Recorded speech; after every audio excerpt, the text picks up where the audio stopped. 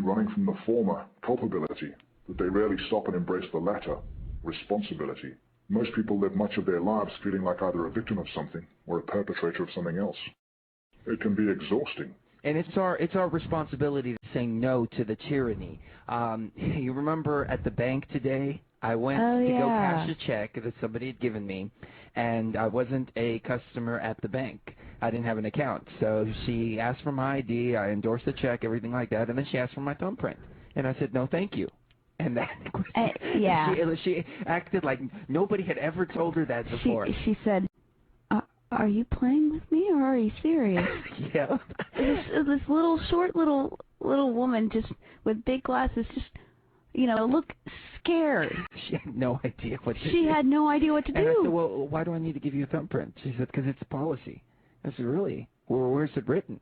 At that point, she's about to cry. She's like, do you want me to go get the manager? She couldn't even produce the policy. Right. I said, well, how do you know it's a policy if you've never seen it? So they go and they get the manager, and the manager comes over there. And the manager can't even find the policy. Yeah. She, after about 5 minutes of arguing with her over whether or not it was in the policy, she brings up the Patriot Act and claims that that's the reason. And then she ends up having to call HR to ask if that's even in the policy. Because you could tell she didn't even know. I told her. I said, it's not in the Patriot Act. I know the Patriot Act. Tell me where it's at. Yeah, and she couldn't tell you. Of course. And so she called HR, and then she calls him, she's like, I have a non-customer here that wants to cash a check. And, we need a thumbprint, right? Just making sure, I guess. But, and then 5 minutes later, she's like, well, you're a customer. And he's like, I thought you just said I wasn't a customer to HR. No, she said all customers. Oh, yeah. She says, okay, I found the policy after they send it to right. her. And it says all customers who don't have accounts have to file a thumbprint. And I said, well, great. You just said I was a non-customer. Exactly. And she's like, what? But. Yeah, it was great. It was hilarious. And then what did the girl tell me?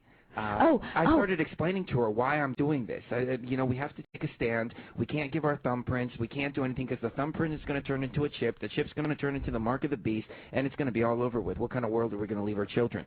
And she goes, she said, are you an anarchist? I said, no, I'm a constitutionalist. You haven't met one in a long time. I was like, we're more like libertarians than anarchists. We're very conservative fiscally. We believe that there should be government. And we tried to explain this to her, and it was just like all flying right over her head. Yeah, and the manager too.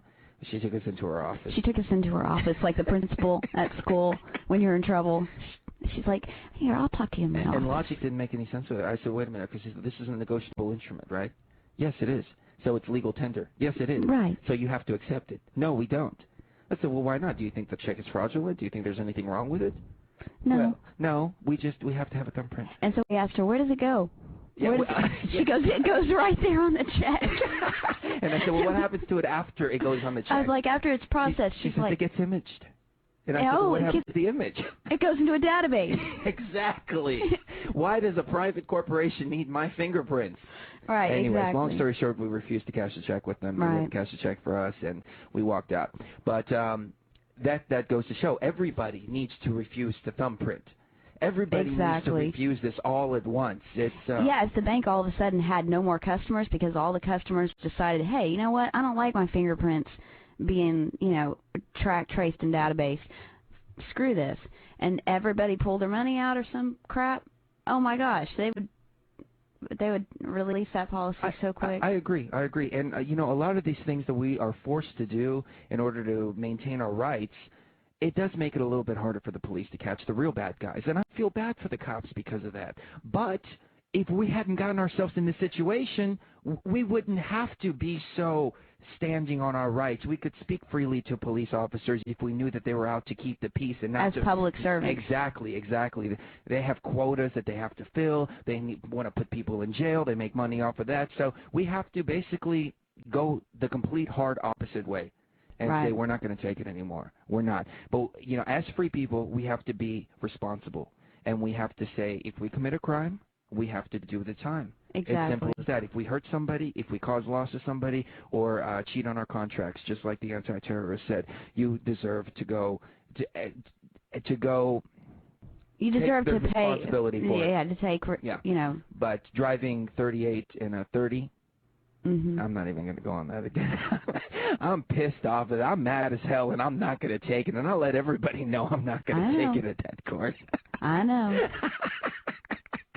Anyways, the next question that we asked them was, what do you believe people should focus on in order to stop this New World Order and give the power back to the people? Because ultimately that's what it's about, giving the power back to the people. So here's his answer on that. Focus first on freeing your mind. This will offer you the clarity to decide how to proceed and how to step out of the patterns imposed on you by people who want to control you. You could start by throwing out your television. It's called programming for a reason. Stop reading mainstream newspapers and magazines. Stop listening to mainstream talk radio if all it accomplishes is to make you feel angry or fearful.